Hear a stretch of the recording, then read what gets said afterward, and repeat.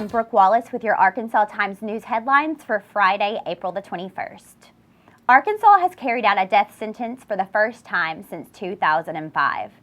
Just before midnight last night, Liddell Lee, 51, was executed. He was sentenced to death for the February 9, 1993 murder of Deborah Reese, 26, who was beaten to death in the bedroom of her home in Jacksonville. The execution was allowed to proceed after the Arkansas Supreme Court lifted an injunction Pulaski County Circuit Judge Alice Gray had placed on the state from using the drug vecuronium bromide in an execution.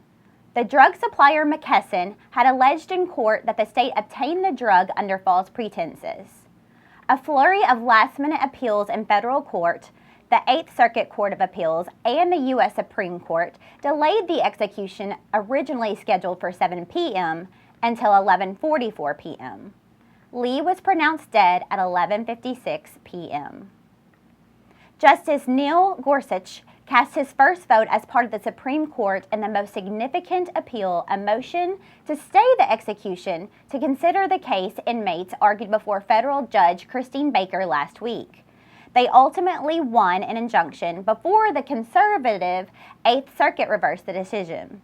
Gorsuch sided with the conservative wing of the court in a 5-4 vote. Meanwhile, Claudia Lauer of the Associated Press reports today that the manufacturer of the potassium chloride that is the killing agent in the state's 3-drug death cocktail asked the Department of Correction last July not to use the drugs. One of the weirder facts to come to light after 8 men were sentenced to die by lethal injection the 2 weeks of April was that Kelly drove to an undisclosed location to pick up the potassium chloride from the supplier, put it in her car, and then talked to the supplier about payment. When the supplier learned there would be a public record of the sale, the supplier said, "Never mind, I'll just donate it." Kelly testified in federal court.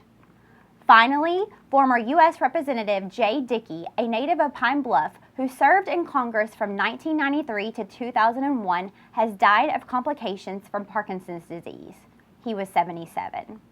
That's all your news for today. Follow more on the Arkansas blog.